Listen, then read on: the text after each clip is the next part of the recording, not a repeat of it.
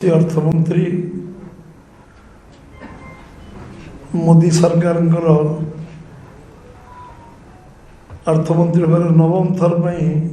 Budget उपस्थापन कर budget Bharatvarsh को नूतन दिग्दर्शन दब एवं नूतन मार्गदर्शन करिवो एवं ये विकसित भारत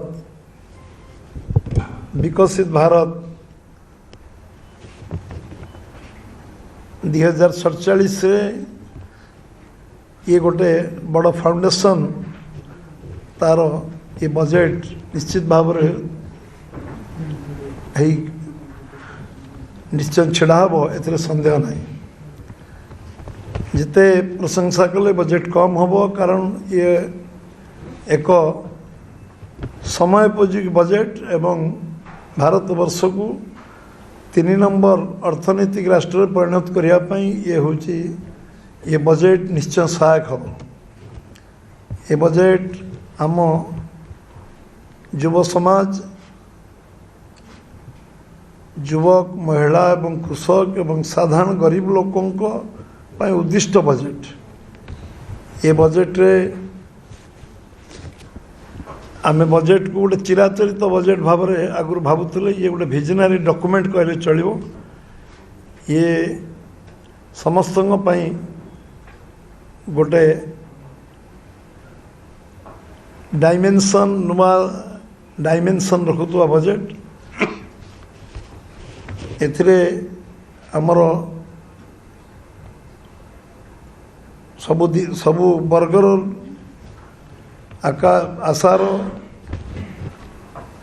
आशा को नूतन आशार संचार करिवो एवं ये भारत को विश्वगुरु परिणत करिवो। ये बजेट आज समस्त क्षेत्र गुरुत्व दिखाई बजेट समग्र विश्व भारतवर्ष बजेट को अनेक बस अपेक्षा करछि सबले एक बजेट आज आम आखि आगे समस्त अच्छी एवं एथिरे आमे जो प्रतिरक्षा विभाग को स्ट्रेंथन करने बजेट रे अधिक गुरुत्व दिखाई 5,94,00,000 कोटी ऊर्ध्व टंका प्रतिरक्षा बजेट रखाई। स्वास्थ्य सबुठ अधिक गुरुत्व दिखाई 1,00,000 कोटी टंका अतिक्रांत कर बजेट 1,00,000 कोटी टंका ऊर्ध्व बजेट है। शिक्षा क्षेत्र में 1,48,000 कोटी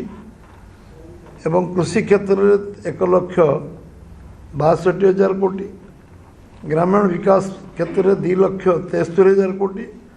शक्ति क्षेत्र में 36% अभिवृद्धि है 1,09,000 कोटी है। ये बजेट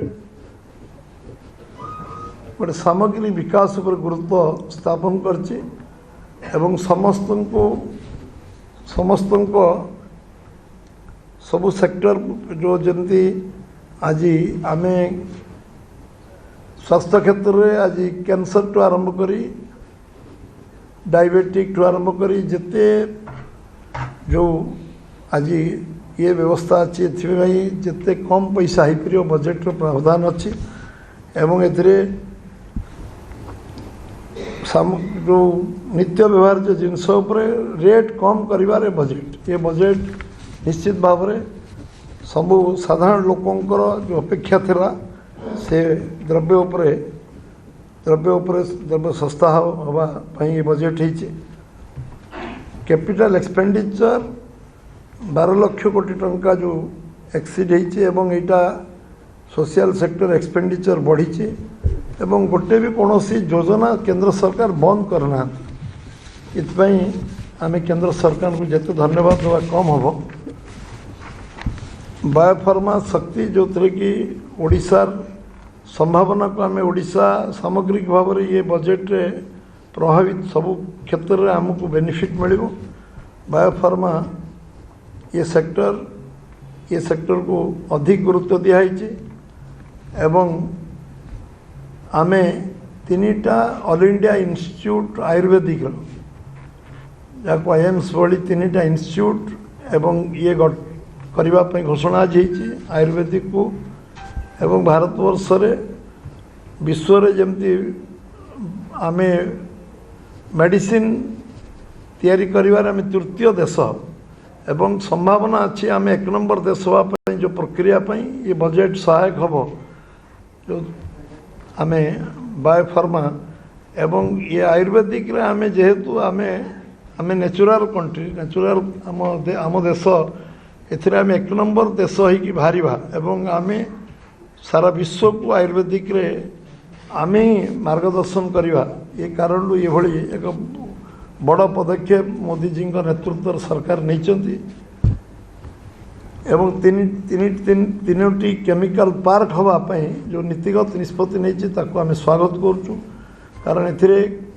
केमिकल ये संभावना नॉर्मली जो सी कोस्ट कोस्टाल अंचल हम तेणु ए लाभवान अधिक ओडिशा हो पार एवं आम जो जो संभावना जो आगामी दिन रे जो बढ़िबो कोस्ट लाइन थिबा कारण आम पई संभावना अधिक अच्छी एवं एथिरे तीनटी केमिकल प्लांट हेले देशर आर्थिक विकास रे सबुठ बड़ सहायक हम टायर 2 टायर 3 शहर विकास जो अच्छी एथिरे ओडिशा मध्य बेनिफिटेड हम एवं एथिरे आमे आम शहर विकास क्षेत्र में आमे उपलब्धि करवा ओडिशा सरकार तरफ जो केंद्र सरकार को प्रस्ताव दिया जाता केंद्र सरकार ये प्रस्ताव ग्रहण करचंती स्वागत योग्य पदक्षेप एवं आम ओडिशा रे भुवनेश्वर कटक राउरकेला ब्रह्मपुर संबलपुर बालेश्वर भली शहर डेवलपमेंट काम त्वरान्वित हो पार और शहर विकास क्षेत्र में आ कौन प्रतिबंधक रही अर्थर भाव रही एमएसएमई इलेक्ट्रोनिक्स 40,000 कोटी टंका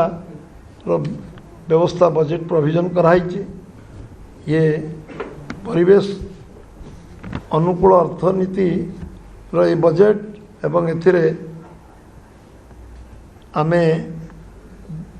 विगत वर्ष भारत रे आमे फ्री ट्रेड एग्रीमेंट करचंती 8टी फ्री ट्रेड एग्रीमेंट करचंती एवं भारत एथिरे एक्सपोर्ट अधिक ध्यान दी जाइए एवं आमे ये जो क्षेत्र में आम ये आम बहुत लाभान्वित हो पार विश्वर अर्थनीति दोदुल्यमान स्थिति रे थिला बेले आम भारतर अर्थनीति गोटे केस स्टडी आम ये भाव में प्रतिकूल अवस्था रे आम आज बजेट को आनी ये भारतवर्ष भारतवर्ष सबुठ बड़ आह्वान थिला एवं से भितर जो बजेट आसी निश्चित भाव में आमे आगु जीवार जो संभावना और विश्वास आगु जाऊँ आम एवं मोदी विजन प्रतिवर्ष बजेट रे प्रतिफलित हो प्रतिवर्ष नुआ नुआ डायमेंशन में बजेट हो एवं गरीब कल्याण आत्मनिर्भर बजेट को आम आसिले विकसित भारत ब्लू प्रिंट हो बजेट एवं आज आम